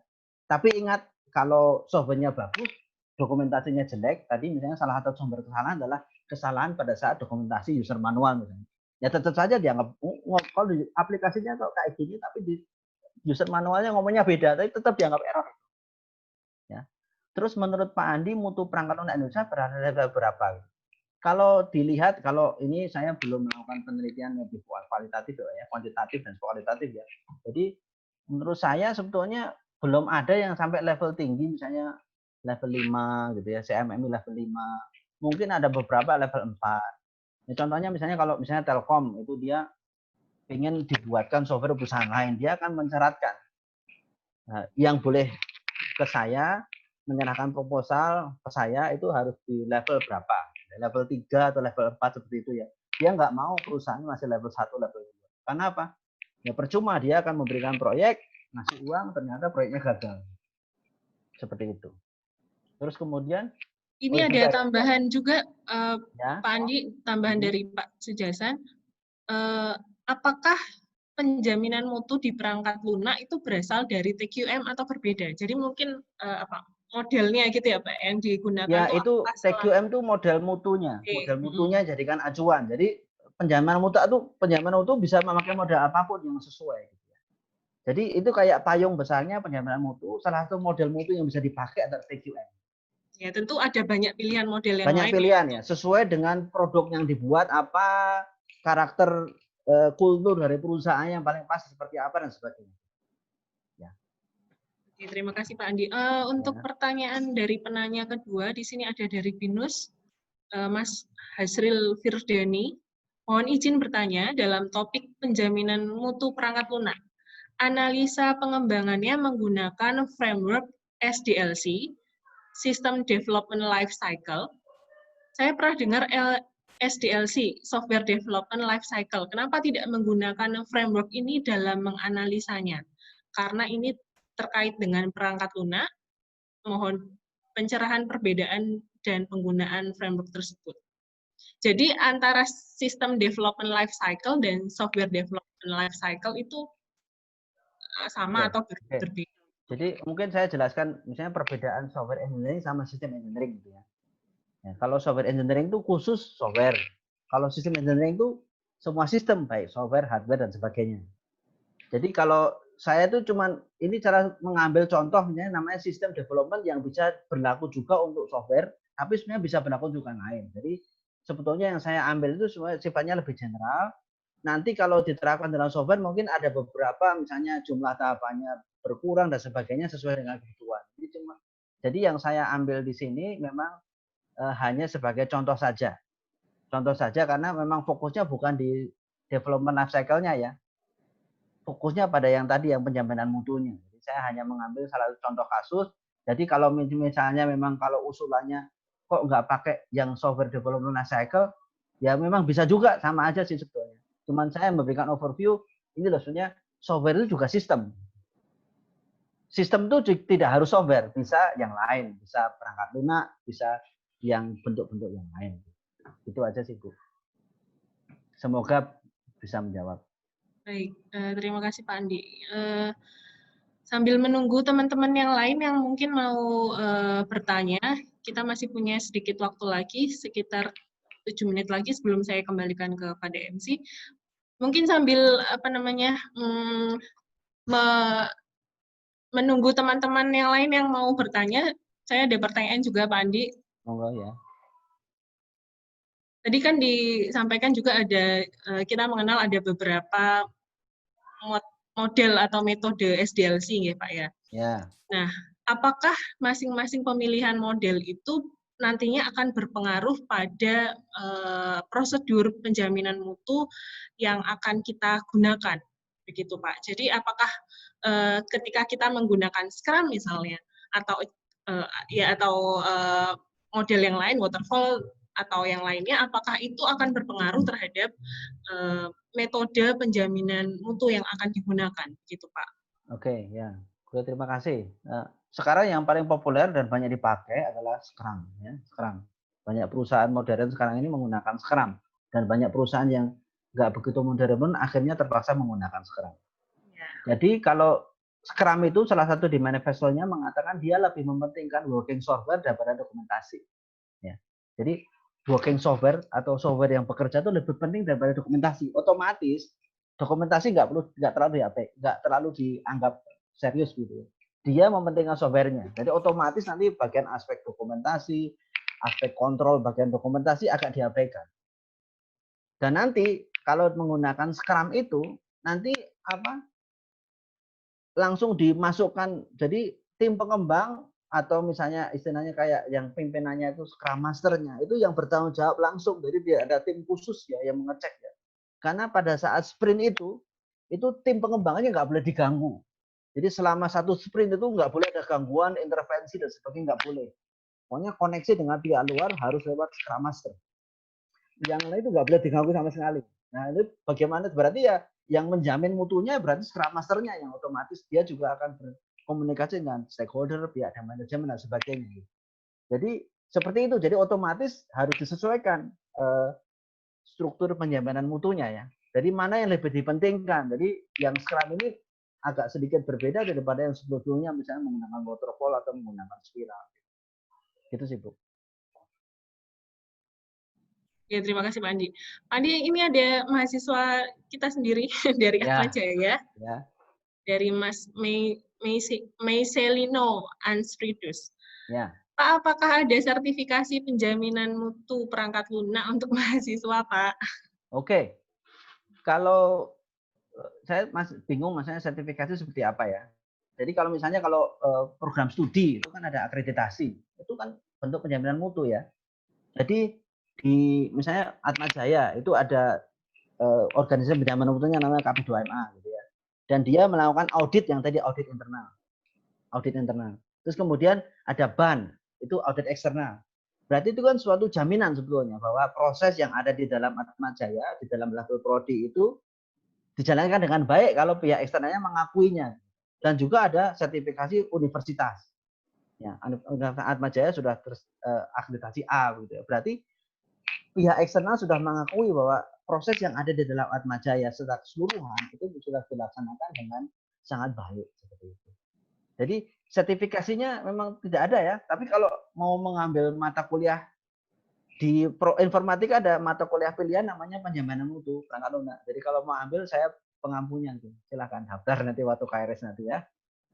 Dan mungkin maksudnya si Mas ini itu apakah ada sertifikasi? Jadi ketika kita mengambil mata kuliah itu mungkin apa sudah include sertifikasi di dalam? Oh, kalau sekarang mohon maaf ini belum ada ya. Ada lagi dari Mas Ardian Saputra. Terkait penjaminan mutu, apakah ada ketentuan kapan seharusnya penjaminan mutu itu dilaksanakan? Ketentuan apakah ketika perusahaan didirikan atau ketika perusahaan sudah berjalan sekian lama?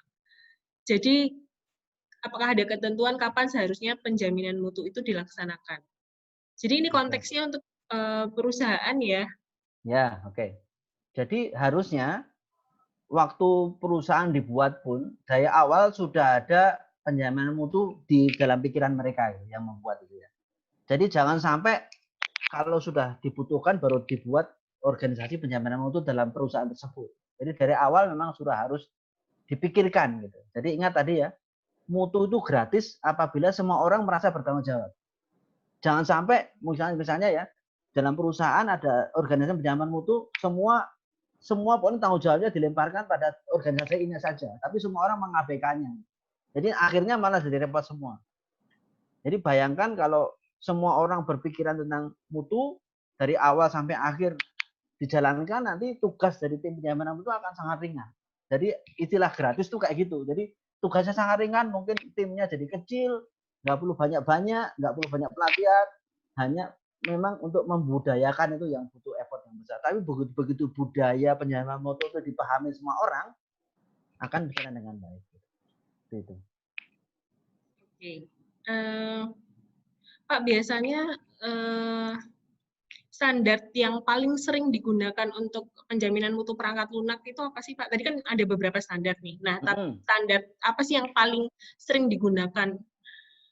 Itu CMMI itu tadi. Yang sangat spesifik software itu CMMI ya. Jadi biasanya nanti perusahaan bisa mengundang pihak eksternal untuk melihat, oh saya sudah dari CMMI level berapa. Karena dengan kita sudah di-labeling misalnya level 3 atau level 4, peluang kita untuk mendapatkan proyek pada perusahaan lain, misalnya outsourcing dan sebagainya kan jauh lebih tinggi biasanya. Jadi saya bisa mengatakan, company saya sudah CMMI level 4 loh. Jadi kalau Anda memberikan proyek ke saya, hampir pasti jadi dengan baik. Gitu loh, Bu. Jadi itu misalnya alat jualannya itu CMMI level berapa? Bukan ISO 9001. Bukan. ISO 9001 itu untuk semuanya bisa. Ya, tapi itu lebih general ya, Pak. Ya, kalau software itu CMMI itu yang menjadi spesifik tolok ukur utamanya. Pak, ada pertanyaan lagi Pak dari Ya. PNC, Pak Abdul Rahman. Beliau masih bingung apa sebetulnya perbedaan antara metodologi dengan model, Pak. Oh, oke. Kalau metodologi itu kan tahapan-tahapannya ya. Jadi misalnya perencanaan dulu, kemudian setelah direncanakan diaplikasikan, dikontrol, kemudian diuji, diaudit gitu ya. Kalau model itu tolok ukurnya. Jadi pada saat merencanakan saya mau pakai model yang mana, tolok ukur yang mana. Oh, saya mengacu pada ISO 9001. Itu kan model berarti. Atau saya mengacu pada CMM atau Six Sigma atau TPM dan sebagainya. Jadi model itu acuannya. Jadi tolok ukur saya mau merencanakan proses tahapan-tahapannya itu tolok ukur saya apa gitu. Gitu aja sih. Jadi bedanya itu semoga memahami. Tadi metode itu tahapan-tahapan kayak metodologi penelitian ya. Yang ngumpulin data, literatur review, terus mengumpulkan data, mengolah data dan sebagainya. Tapi kan waktu kita melakukan pendekatan ngumpulan data kan kita memakai teknik tertentu, metode tertentu. Itu model mutunya kayak gitu. Baik. Pak, ini ada pertanyaan terakhir Pak masih dari Binus tadi, Mas Hasril Firdani.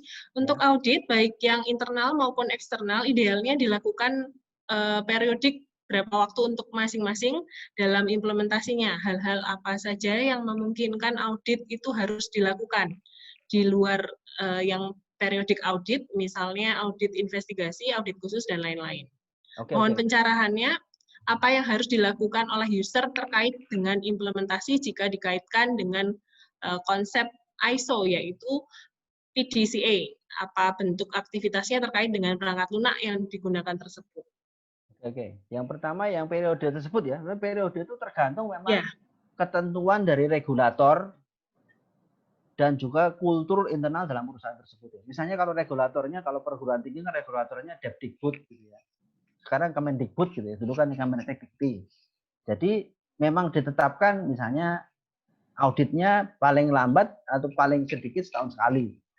Mau lebih cepat gimana? Boleh juga. Tapi kalau misalnya setiap bulan kan repot juga ya. Kan banyak pekerjaan yang lain gitu. Jadi memang biasanya ada yang memakai misalnya tiap 1 semester, ada yang memakai setahun sekali dan sebagainya. Jadi sesuai dengan kebutuhan atau regulator yang lebih tinggi yang mengatur gitu ya, di atas organisasi tersebut. Ya, jadi audit. Terus kemudian kalau auditnya apakah bisa di luar periode tersebut? Sebenarnya bisa aja. Jadi misalnya saya mau diaudit eksternal nih, tapi saya nggak yakin apakah saya siap atau tidak. Berarti saya bisa melakukan permintaan pada tim auditor internal dalam perusahaan, tolong buat saya diaudit, saya kurang apa. Ya, seperti itu. Jadi tim auditnya akan melakukan audit lebih lanjut. Kalau misalnya ada suatu event atau accident dan sebagainya, bisa melakukan audit-audit. Kalau yang namanya audit investigasi dan sebagainya itu biasanya berhubungan dengan audit-audit keuangan biasanya ya, dari BPKP atau BPK, terus ada kasus, ada tindakan korupsi, ada audit investigasi. Tapi kalau adalah audit yang standar biasanya jarang sih melakukan audit investigasi ya, audit di luar schedule saja. Yang tadi yang masalah PDCA ya. Iya, PDCA. Kalau PDCA itu sebenarnya kan salah satu aspek, makanya tadi kan ada misalnya di penjaminan mutu tadi kan ada defect removal, jadi cacat ditemukan dihilangkan ya dengan inspeksi, dengan review dan sebagainya. Terus ada yang namanya defect avoidance atau pencegahan defect yang tadi saya jelaskan di bagian akhir. Nah, pencegahan defect itu sebetulnya bentuk dari PDCA yang bagian improvement tadi ya, improvement tadi. Jadi bagaimana supaya nanti pada saat tahapan berikutnya ada proyek baru, itu kesalahan yang dilakukan sebelumnya itu bisa dikurangi atau dihindari. Supaya nanti kualitas produknya setiap proyek yang baru atau software yang baru meningkat terus. Jadi otomatis kan tentunya siklusnya sama ya tadi ya. Plan, do, check, action sama ya. Kalau plan itu kan membuat perencanaan tadi macam-macam tadi ya. Perencanaan mutu. Kalau do itu ya waktu eksekusinya, dipantau, terus kontrol kan ada kontrol mutu tadi ya, apakah prosedur dan standarnya itu ditaati. Terus kemudian actionnya ya tadi, kalau ada kesalahan, pencegahan, lesson learn dan sebagainya, gitu ya. Jadi sebenarnya siklusnya juga mirip juga PDCA. Sekalian ini ada satu pertanyaan lagi Pak, yang terakhir. Ya.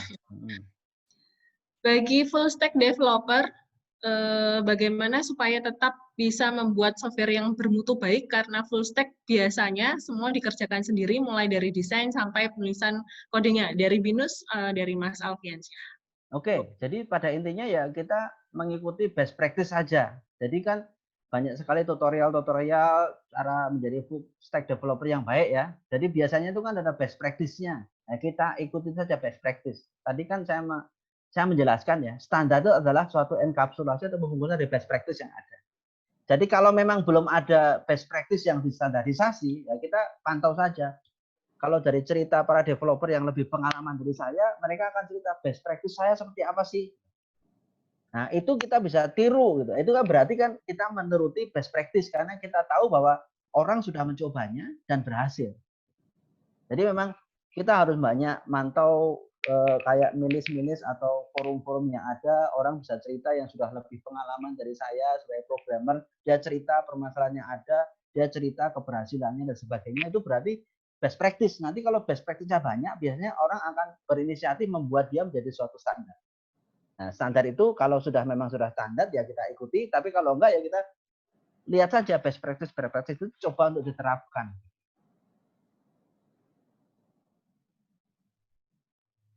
Oke, sudah Pak.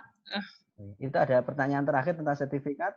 Oh ya, nanti untuk sertifikat nanti akan kami tampilkan lagi untuk exit tiketnya, gitu nggih? Atau mungkin Mas Ardian bisa membantu menjawab tentang e-sertifikat ini, Mas Ardian? Oh, nggih. Sekretariat Nuni. Mungkin bisa dibantu untuk sekretariat Nuni atau untuk panitia dari Nuni, bagaimana untuk sertifikatnya, nggih?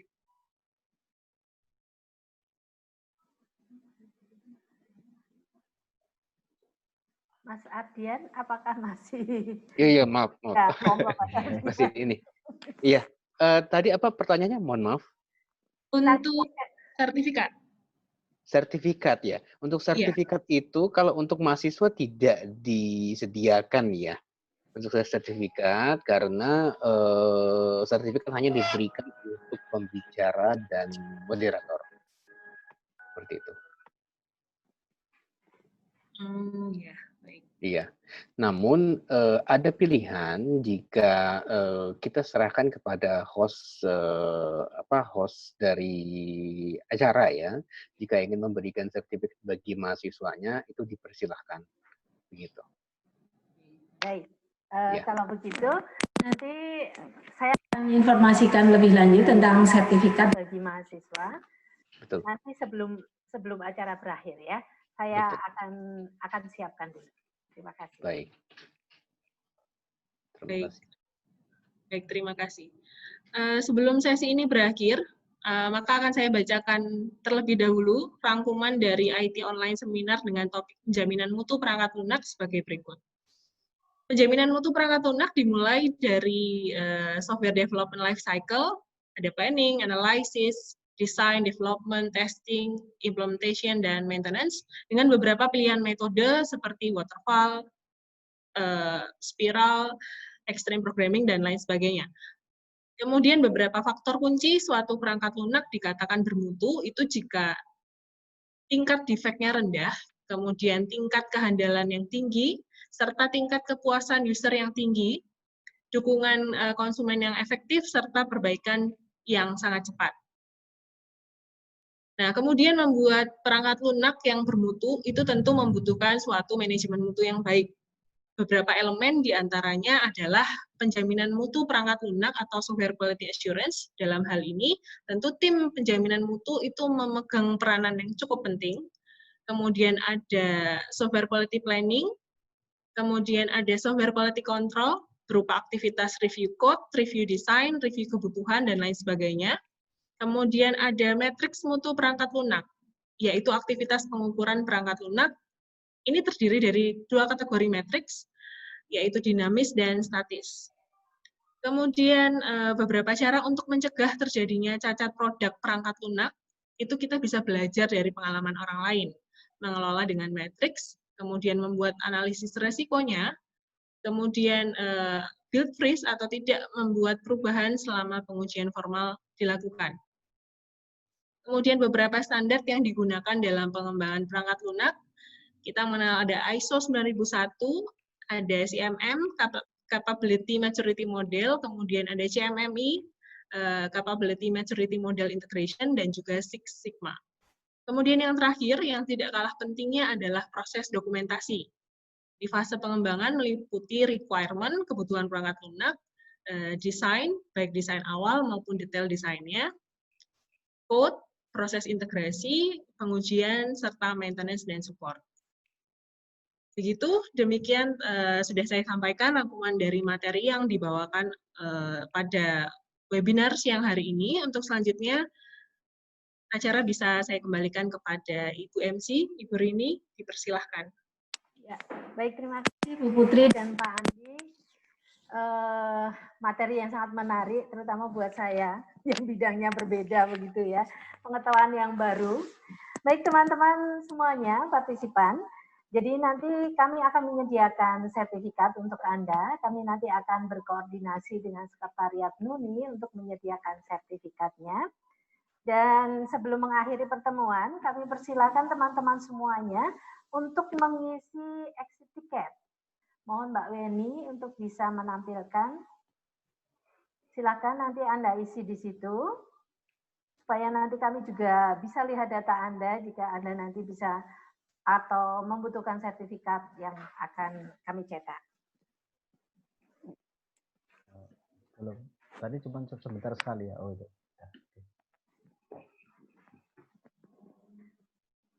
Kemudian sambil mengisi, kami ingatkan pula bahwa masih ada satu sesi lagi bersama dengan Bapak Yogi Ujaya dari BINUS besok siang jam 1:30. Begitu ya Mas Ardian ya, Mbak Budora. Silakan teman-teman nanti bisa bergabung juga. Dan apabila teman-teman semua masih membutuhkan atau masih penasaran dengan materi yang disampaikan oleh Bapak Andi, silakan nanti bisa menghubungi Bapak Andi di link yang tadi sudah di-share oleh Pak Andi, alamat email dan sebagainya. Atau jika membutuhkan bantuan, kami di Kantor Kerjasama dan Promosi akan membantu teman-teman semua jika masih membutuhkan informasi. Dari Mas Ardian atau dari Bu Dora, apakah masih ada informasi yang akan disampaikan? Jangan lupa foto-fotonya aja nanti. Foto bersama bisa kan ya, mahasiswa ini ya? Tidak bisa Pak. Oh, tidak bisa ya? Ya, format webinar itu. Oh iya. Baik. Semua partisipan terrecord dengan baik di sini. Oke, nanti akan kami sampaikan. Baik, sudah cukup teman-teman? Sudah bisa akses ke exit tiketnya. Sekali lagi kami mengucapkan banyak terima kasih kepada Bapak Andi dan Ibu Putri, juga Pak Ardian dan Ibu Dora dari Sekretariat NUNI atas pertemuan yang sangat bermanfaat ini. Semoga apa yang sudah kita dapatkan hari ini bisa kita terapkan untuk mengembangkan ilmu kita di kemudian hari. Dan sekali lagi terima kasih, selamat siang, selamat meneruskan aktivitas, salam sehat dan salam bahagia.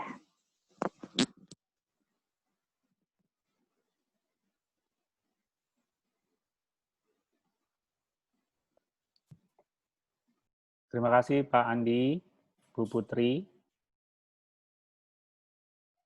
Sama-sama Pak Terima Andre. kasih Pak Andre. Ya, terima kasih Bu Rini, Pak Andre, supportnya yang luar biasa sama Bu Weni. Yeah.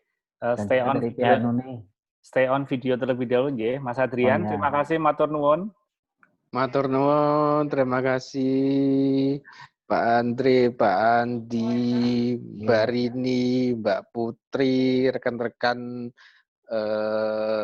dari mahasiswa UAJY, UII ya, semua NUNI dan yang non NUNI, rekan-rekan dari partnership dan promotion dari UAJY juga, gitu. Ya, terima kasih juga Bu Dora. Mungkin kita bisa juga kita semuanya di sini bisa on video sehingga nanti bisa saya capture terlebih dahulu untuk panelis dan juga narasumber. Bu Rini juga mungkin bisa semuanya on video sehingga saya bisa Yeah.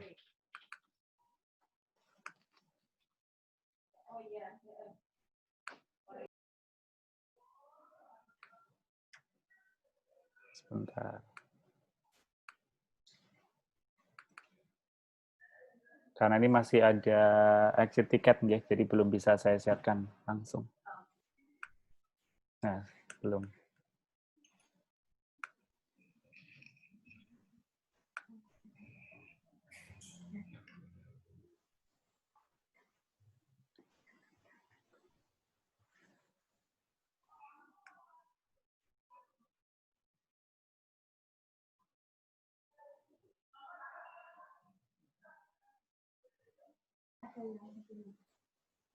Baik teman-teman partisipan, buat Anda yang sudah mengisi exit tiket, dengan tanpa mengurangi rasa hormat kami, bisa leave dari grup ini atau dari Zoom ini ya.